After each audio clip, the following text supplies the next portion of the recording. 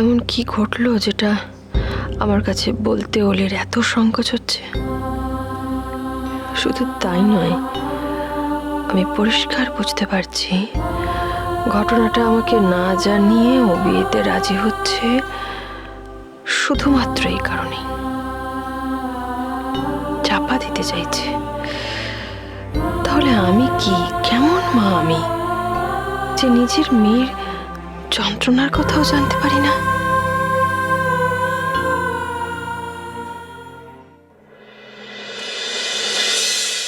মা,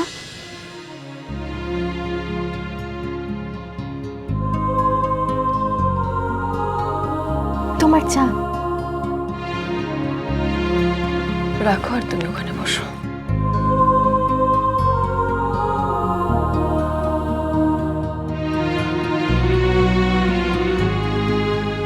তোমার এখন পড়াশোনা করার কথা না?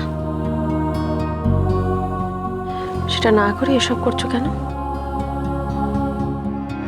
ননি বা জবাকে বললো ওরা কেউ করে দিত না?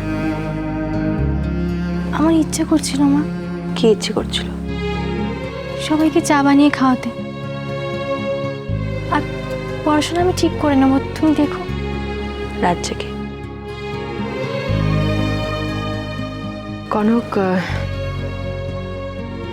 তোমার কাছ থেকে আমার কিছু জানার ছিল। কি নিয়ে মা? অলির প্রসঙ্গে।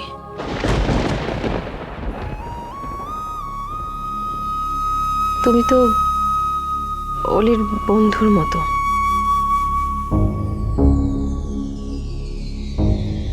বেশ অনেকটা সময় ওর সঙ্গে কাটাও, অনেক অনেক গল্প করো, আমি দেখেছি। ইদানিং অলির ব্যবহারে কিরম একটা খটকা লাগছে, বড় অস্থির লাগছে ওকে আজকাল। ওর কি হয়েছে তুমি কিছু জানো কনক?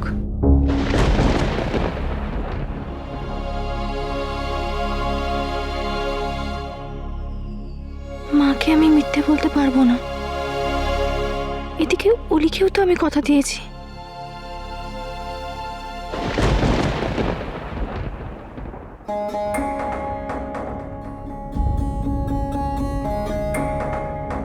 কনক, যদি কিছু জানো তাহলে বলো, এটা অলির জন্য প্রয়োজন, আমার জানা দরকার।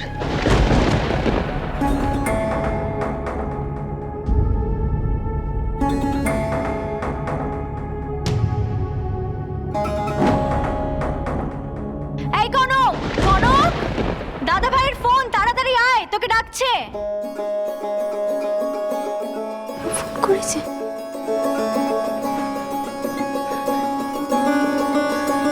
যাবো মা? যাও, দেখো কি বলছে।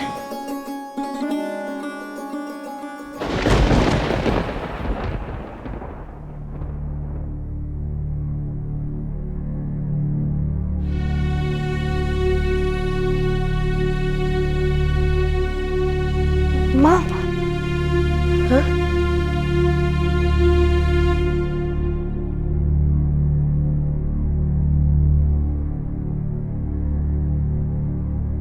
কিছু বলবে?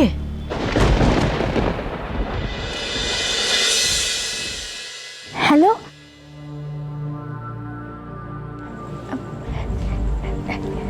Hello, hello.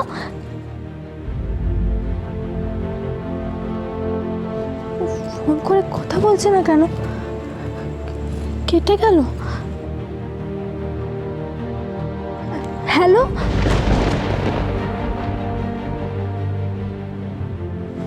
আমি একবার ফোন করে দেখবো যদি কোনো দরকার থাকে।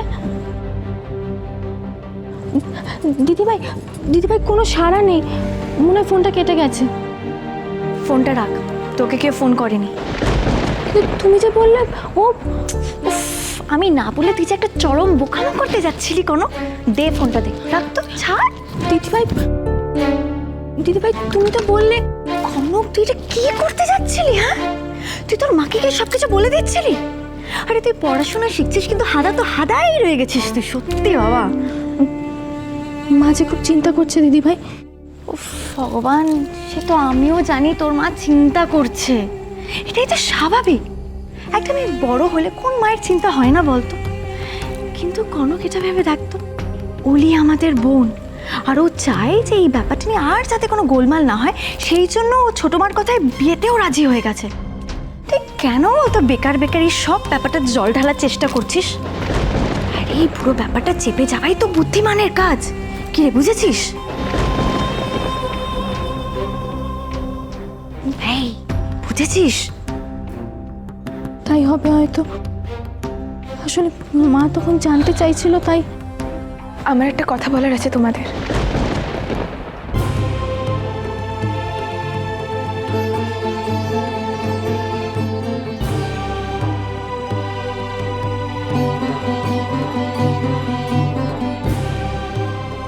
অলি, বলো কি বলবে। এটা একটা রিকোয়েস্টও বলতে পারো। আমি বলছি, এই ব্যাপারটা তোমরা আর কিছুদিন প্লিজ লুকিয়ে রাখো। কিছুদিন পরেই তো আমার বিয়ে হয়ে যাবে, আর আমি তোমাদের ছেড়ে, এ বাড়ি ছেড়ে অনেক অনেক দূরে চলে যাব। আর তারপর আর কোনো প্রবলেমও থাকবে না, সব প্রবলেমও সলভ হয়ে যাবে। তাই এই কদিন। বলি বলি কিচ্ছু হবে না, দেখো সব ঠিক হয়ে যাবে। কেঁদো না তুমি, কিচ্ছু হবে না, দেখো সব ঠিক হয়ে যাবে অলি, সব ঠিক হয়ে যাবে, কিচ্ছু হবে না, কেঁদো না, ঠিক হয়ে যাবে সব।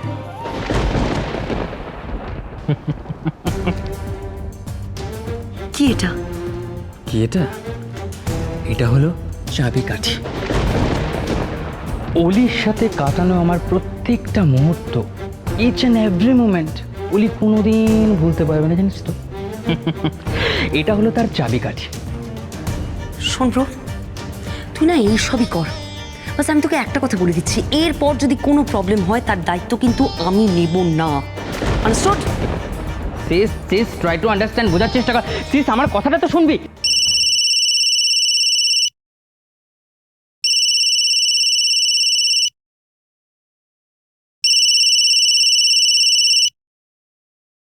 ঝিলমিল? হ্যাঁ ঝিলমিল, বলো। তোমাকে একটা নিউজ দেওয়ার ছিল, এবার সেটা গুড না ব্যাড তুমি ডিসাইড করো। মানেটা কি? অলি ফাইনালি মিসেস ইন্দিরা চৌধুরীকে বলে দিয়েছে যে ও বিয়ের জন্য রাজি। হোয়াট? ও নো, অলিকে আমি খুব ভালোবাসি ঝিলমিল, অলিকে আমি ভীষণ ভালোবাসি। কি করে এটা হতে পারে যে অলি আমাকে ছাড়া অন্য কাউকে বিয়ে করে নেবে? হ্যাঁ গো, মিসেস ইন্দিরা চৌধুরী তো অলিকে শ্বশুরবাড়িতে পাঠিয়েই ছাড়বেন। তো সবার আগে আমি তোমাকে ফোন করে জানাচ্ছি, যা করার কিন্তু তার আগেই করতে হবে। চৌধুরী বাড়ির একমাত্র মেয়ের বিয়ে, লাল বেনারসি, গা ভর্তি গয়না, কনের সাজ, আমার অনেক দিনের স্বপ্ন। মানে মানে মানে আমার অনেক দিনের স্বপ্ন যে অলিকে নিজের বউ হিসেবে দেখা, ওই কনের সাজে। কিন্তু ঝিলমিল, এবার আমার টার্ন। অনেক খেল দেখিয়েছো তোমরা, অনেক খেল দেখিয়েছো, কিন্তু এবার আমি দেখাবো। বাট আমি তো তোমাকে হেল্প করতেই চাইছিলাম, তাই না? I know. এবার সরাসরি আমাকেই ময়দানে নামতে হবে। অলি আমার ছিল আর আমারই থাকবে। তবে রাহুল, যা করার যদি তাড়াতাড়ি না করো তাহলে কিন্তু খুব বড় প্রবলেম হবে। মিসেস ইন্দিরা চৌধুরী কিন্তু যত তাড়াতাড়ি সম্ভব অলির বিয়েটা দিতে চায়। আমিও তো লেট করতে চাই না ঝিলমিল। অলির বিয়ে হবে, আর সেটা রাহুলের সাথে। তুমি শুধু সময় মতো আমাকে আপডেটস করে দিয়ে যাবে, ব্যাস।